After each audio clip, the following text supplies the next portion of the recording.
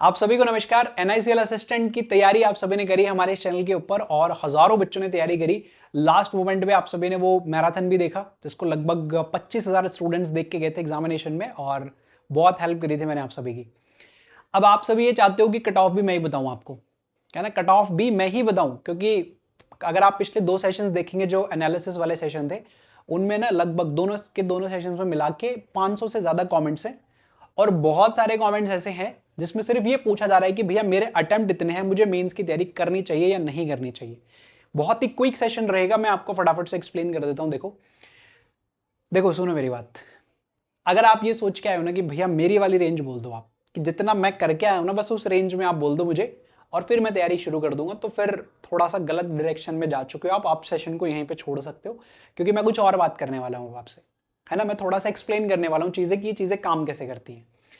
2 shift थी आपके पास में, हालांकि मैं उसी एनालिसिस वाले सेशन में ऑलरेडी बता चुका हूं कि कैसा क्या वो रहा था गुड अटेम्प्ट वगैरह। पहली शिफ्ट आसान थी और दूसरी शिफ्ट थोड़ा सा कैलकुलेटिव थी।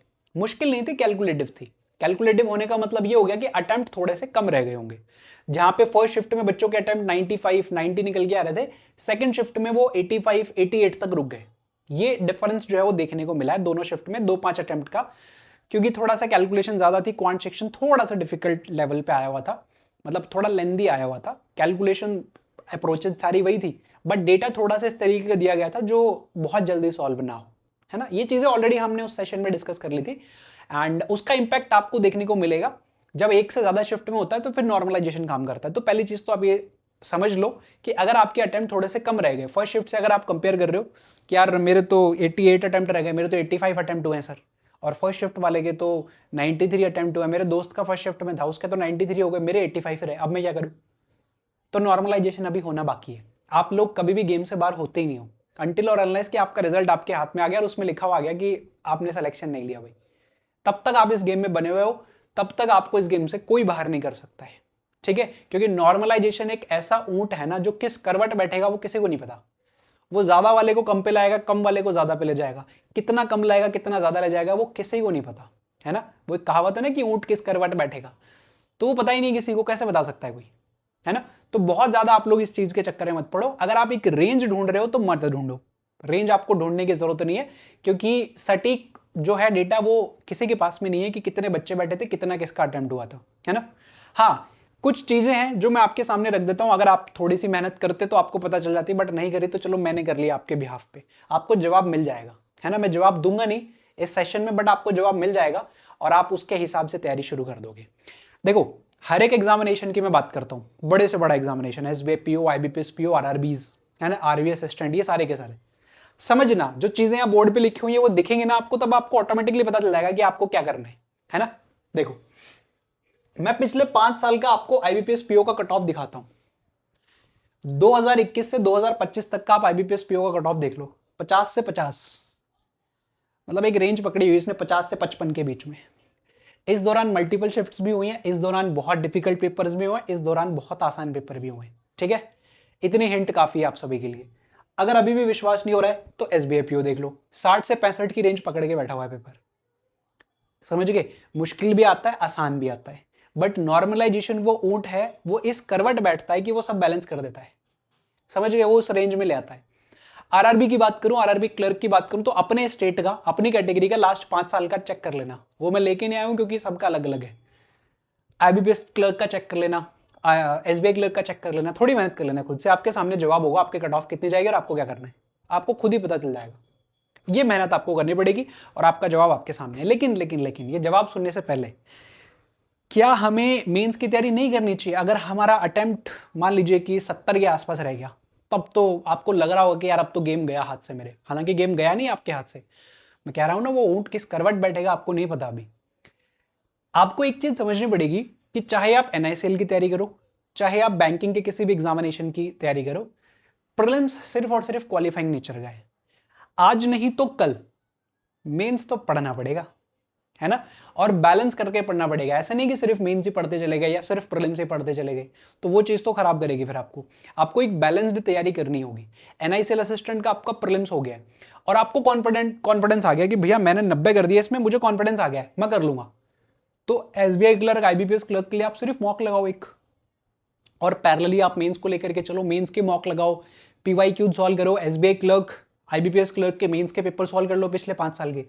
अगर आपका अटेम्प्ट 70 भी हुआ है तो भी चेक करो, क्योंकि प्रीलिम्स आपने पढ़ लिया, प्रीलिम्स आपने एग्जामिनेशन दे दिया, सिलेक्शन आपका मेंस से होगा। तो मेंस के बारे में भी अभी से थोड़ा थोड़ा करके आप लोग पढ़ना शुरू कर दो, क्योंकि एकदम से जब रिजल्ट आएगा ना और आपको पता चलता है कि वो ऊंट आपकी करवट बैठ गया है कि सर 70 गए थे मैंने तो, बट वो नॉर्मलाइजेशन में हो गया 77, बड़ी बात नहीं है, होता है बैंकिंग में 70 के 77 हो जाते हैं नॉर्मलाइजेशन में, और आपकी कैटेगरी, आपके स्टेट का कट ऑफ 76 74 है, ये लो हो गया आपका सिलेक्शन। अब 10 दिन में क्या करोगे?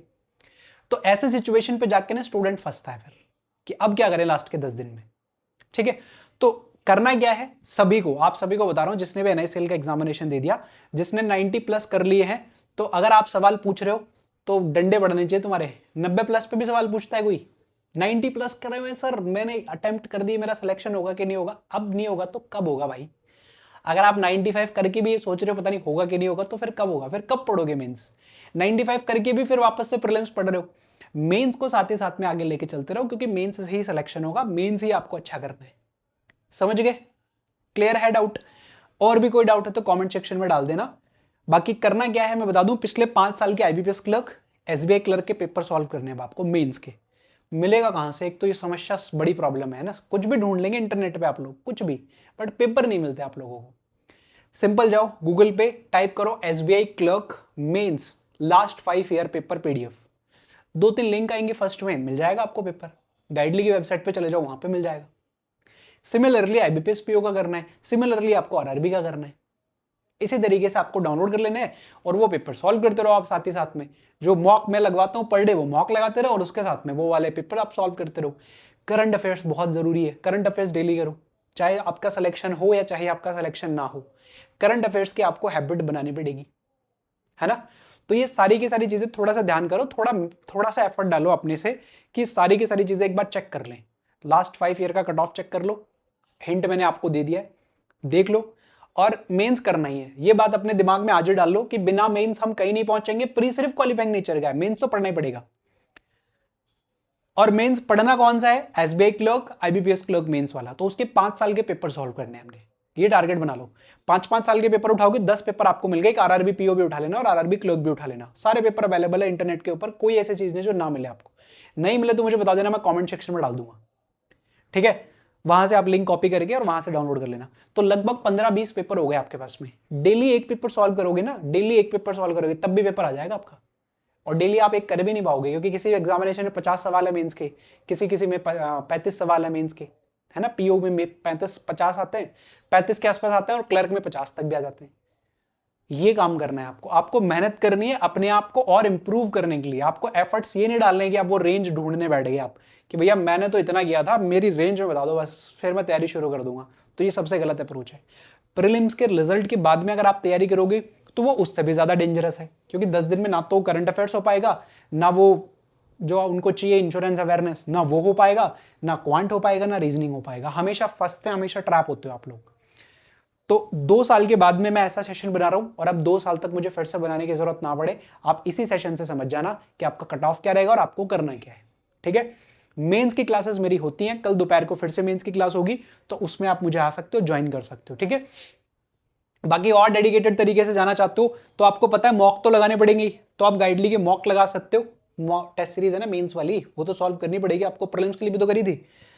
प्री के लिए परचेज किया हुआ था तो ठीक है, नहीं तो फिर आप परचेज कर लो। और मैं तो कहूंगा 499 में हमारी क्लासेस भी परचेज कर लो, मेंस की तैयारी हो जाएगी आपके साथ ही साथ में, है ना। देख लेना इसको भी, स्टडी मटेरियल भी आपको मिल जाएगा इसमें, तो वो परेशानी नहीं होगी आपको। चलो खैर इसको छोड़ते हैं, हमारा जो डिस्कशन था वो सिर्फ इतना ही था। And all the very best.